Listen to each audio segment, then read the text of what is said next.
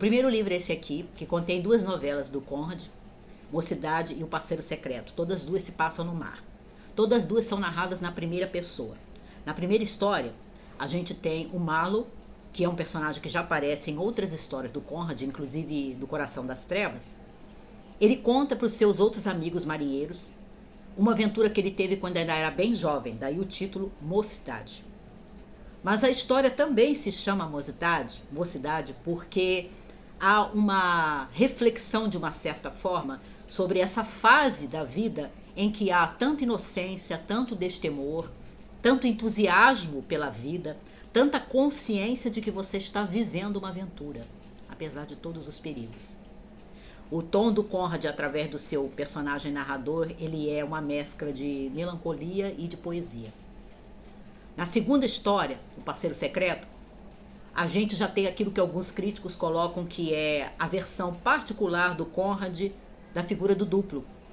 A figura do duplo é muito comum na literatura fantástica. E embora você não tenha elementos claramente fantásticos em O Parceiro Secreto, trata-se de forma realista da história desse jovem capitão que, por uma série de circunstâncias, resolve proteger o marinheiro de um outro navio que vem se refugiar no navio dele.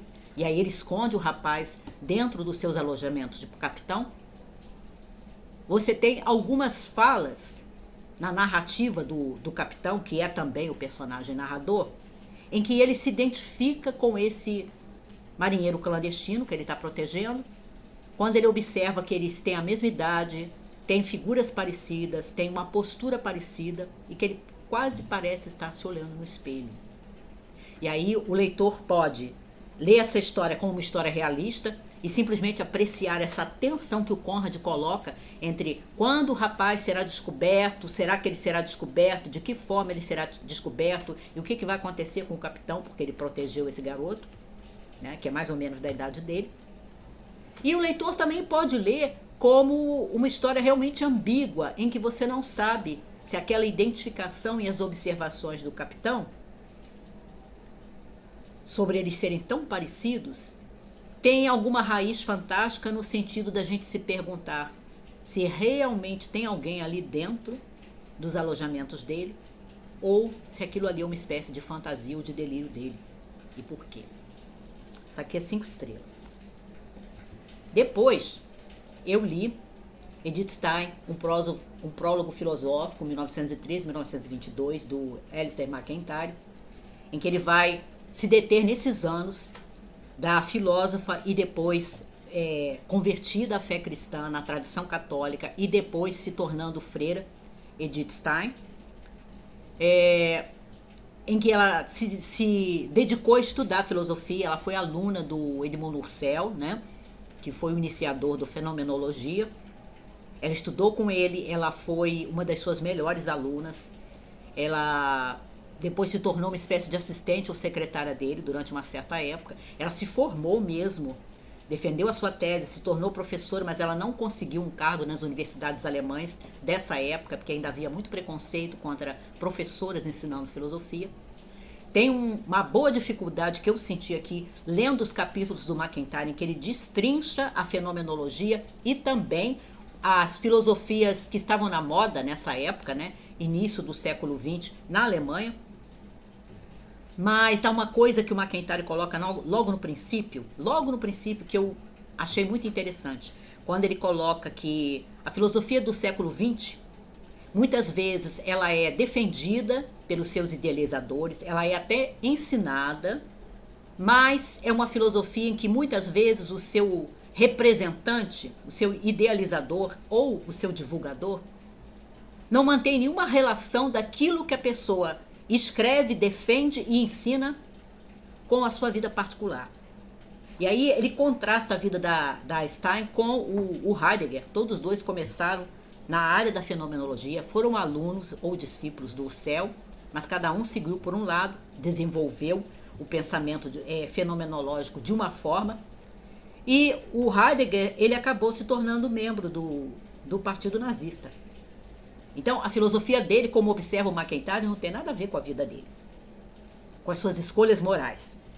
E a vida da Stein vai ser completamente diferente, porque embora ela tenha uma origem judia e ela começa como ateia, ela acabou não só se aprofundando na filosofia, como também relacionando a filosofia com os seus conhecimentos e os seus interesses em psicologia. Ela escreve trabalhos sobre isso.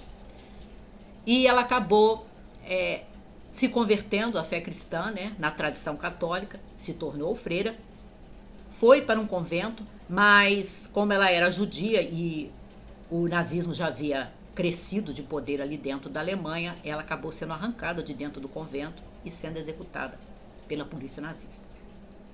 E aí o McIntyre contrasta isso de como a vida da Stein, ela tem uma relação com a filosofia dela, com os pensamentos, com as ideias que ela vai desenvolvendo na área da filosofia, unida à psicologia e na sua visão de Estado também, porque ela chegou a escrever na área de filosofia política.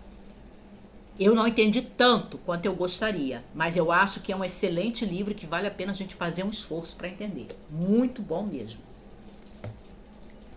Depois eu li este romance da Mary Elizabeth Braddon, Aurora Floyd, que ela escreveu mais ou menos entre 1863 até 1865. E ela escreveu esse romance enquanto ela estava também escrevendo outras coisas. Eu acho que isso atrapalhou um pouquinho, já vou explicar. E a história da Aurora Floyd, que é uma jovem de família rica, né, que o pai dela é um banqueiro, e que quando ela é bem jovem, ela comete um erro, que no início a gente não sabe qual é. E ela passa o resto do livro e os anos seguintes da sua vida pagando por esse único erro que ela comete. Que aí ela paga isso com sofrimento, ela paga isso com angústia, ela paga isso com preocupação, porque ela fica tentando proteger as pessoas que a amam, né, da escolha errada, do erro que ela cometeu. E ela paga isso até com dinheiro, porque a gente tem algumas cenas mais pro início mesmo do livro, que são tanto dúbias, mas que a gente deduz que ela está sendo chantageada. Chantageada por quê? O que ela fez? A gente só vai descobrir mais tarde. Eu achei muito interessante a criação dessa personagem pela Braddon, porque ela, ao mesmo tempo que ela tem uma força, uma firmeza e até um desassombro, ela é muito simpática. E ela destoa das figuras de protagonistas femininas da literatura vitoriana da época, né? Você tem até uma personagem aqui que é a prima da Aurora, a Lucy, que ela é mais dentro daquele modelo da heroína vitoriana. Mas a Lucy não é a protagonista. A Aurora é a protagonista. Eu só achei que na parte final, mais ou menos nas últimas 160, 150 páginas, eu achei que a autora, talvez porque ela estava escrevendo outras coisas junto com a Aurora, ela não fez uma revisão boa, porque a parte final do livro não está tão bem escrita quanto o restante. E eu já observei em outro vídeo como a Braddon impressiona pela rédea, o controle que ela tem, estilisticamente falando, da escrita. É muito interessante e parece uma coisa muito profissional para alguém que não estava escrevendo há tanto tempo assim. Ela foi atriz, ela teve outras coisas, né, outras profissões antes de se dedicar à escrita. Mas talvez ela não tenha tido tempo para revisar a parte final do livro. Eu gosto do final do livro, mas eu acho que ele não é tão bem escrito quanto o começo, quanto o desenvolvimento, quanto o meio, até mais ou menos chegar nas últimas 150, 160 páginas finais.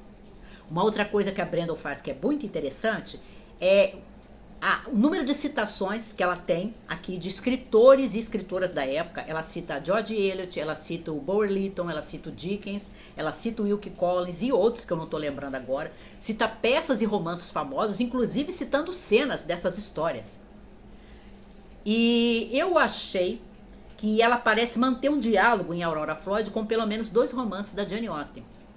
Razão e Sensibilidade e Orgulho e Preconceito. Por quê? Porque eu acho os 2 personagens masculinos principais de Aurora Floyd muito parecidos com as 2 heroínas de Razão e Sensibilidade. E eu achei um dos personagens masculinos de Aurora Floyd uma espécie de releitura que a Braddon faz do Mr. Darcy de Orgulho e Preconceito, com os seus defeitos e com as suas qualidades. Porque o personagem aqui tem os mesmos defeitos que a gente vê no Sr. Darcy em Orgulho e Preconceito, mas também tem algumas das suas qualidades. Muito bacana. E foram esses.